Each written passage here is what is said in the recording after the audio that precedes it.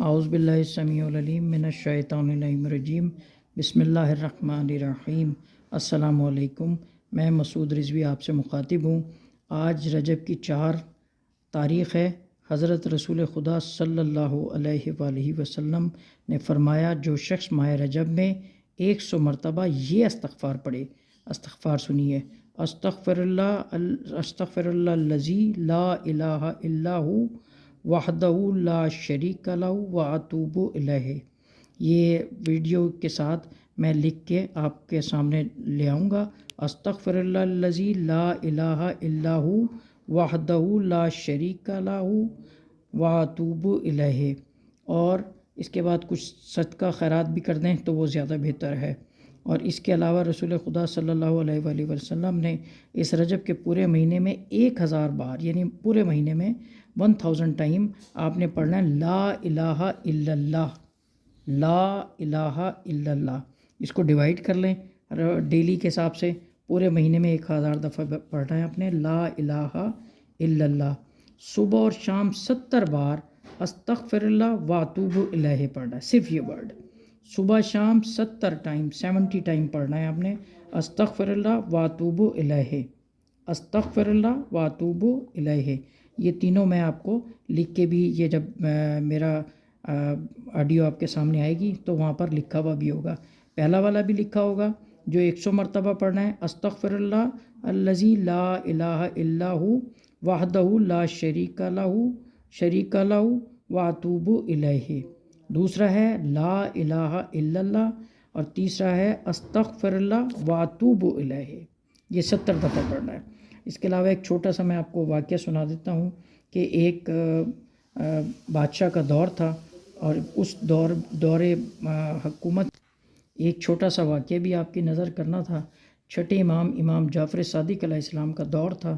اس وقت کا جو بادشاہ تھا، اس کے پاس ایک دانشور حاضر ہوا اور عرض کیا کہ اے بادشاہ، میں نے آپ سے، آپ کے جو علماء ہیں، آپ کے جو اس وقت آپ کے پاس بیٹھے ہوئے ہیں، ان سے ایک سوال کرنا ہے، اس کا مجھے جواب چاہیے۔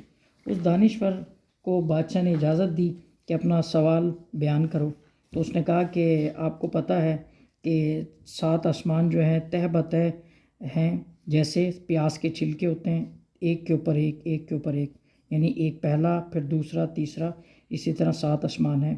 یہ بتائیں کہ جب رسول خدا صلی اللہ علیہ وآلہ وسلم کو معراج ہوئی، تو اس وقت معراج جب ہوئی تو حضرت رسول خدا صلی اللہ علیہ وآلہ وسلم جب معراج کے لیے آسمانوں میں گئے، تو یہ بتائیے آسمان پہ جب گئے تو آسمان پھٹا کیسے اور جڑا کیسے؟ تو بادشاہ نے اپنے جو وہاں اس وقت کے علماء بیٹھے ہوئے تھے ان سے دریافت کیا کہ اس کے سوال کا جواب دیں، تو آپس میں انہوں نے ایک دوسرے سے علماء نے مشورہ کیا۔ مشورے کے بعد 2-4 منٹ بعد اس کو جواب دیتے ہوئے کہا کہ جو معراج تھی رسول خدا صلی اللہ علیہ وآلہ وسلم کی، وہ جسمانی نہیں تھی، صرف اور صرف روحانی تھی۔ تو اس طرح لوگوں کا اس وقت سے یہ نظریہ ہو گیا، یا یہ سمجھ لیں عقیدہ ہو گیا کہ معراج جو ہے وہ جسمانی نہیں تھی، روحانی تھی۔ لیکن اس وقت وہ جو دانشور تھا اس نے کہا کہ مجھے لگتا ہے بادشاہ سلامت، ان علماء کو جواب نہیں آیا تو انہوں نے عقیدہ بدل لیا اپنا، اور یہ جسمانی کی بجائے روحانی کے قائل ہو گئے ہیں۔ لیکن میں آپ سے التماس کرتا ہوں کہ مجھے اس کا جواب دیجیے۔ بادشاہ اپنے وزیر سے بات کرنے لگا تو اتنی دیر میں ایک دربار میں کھڑا ہوا دور آدمی وہ وزیر کے قریب آیا، اور اس نے بادشاہ سے کہا کہ بادشاہ سلامت سے میں نے کچھ بات کرنی ہے۔ وزیر سے کہا، وزیر نے کہا کہ آپ مجھ سے کر لیجئے۔ اس نے کہا نہیں، میں نے بادشاہ سلامت سے کرنی ہے۔ اس نے بادشاہ سے کہا آپ اے امیر، آپ گھبرائیے نا، اس کا میں ایک ایسے انسان کو جانتا ہوں جو اس کا جواب دینے پہ قادر ہے۔ تو اس نے کہا کہ وہ کون ہے؟ انہوں نے کہا وہ وقت کے امام جعفر صادق علیہ السلام ہیں۔ تو انہوں نے ایک بندہ بھیجا اور کہلوا بھیجا کہ ان کو بلائیے دربار میں۔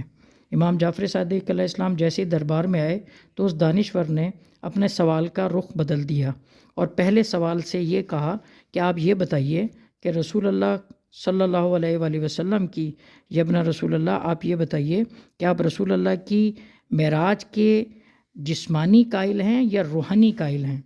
تو انہوں نے کہا کہ ہم اپنے عقیدے نہیں بدلتے، ہم رسول اللہ کی معراج کے جسمانی قائل ہیں۔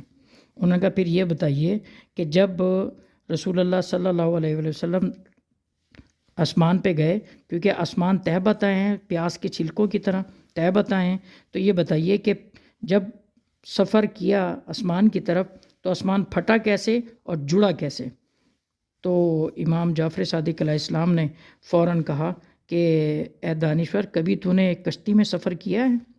اس نے کہا یا ابن رسول اللہ بالکل میں نے کئی دفعہ کیا ہے۔ تو انہوں نے کہا کہ کبھی کشتی کو آگے سے پانی کو پھاڑتی ہے اور پیچھے سے جوڑ دیتی ہے، جب پیچھے دیکھو تو جڑ جاتا ہے پانی، تو یہ کیسے ہوتا ہے؟ تو اس نے کہا کہ مجھے پتہ لگ گیا ہے۔ انہوں نے کہا نہیں، اب کبھی تو نے گھوڑے پہ بھی سفر کیا ہے؟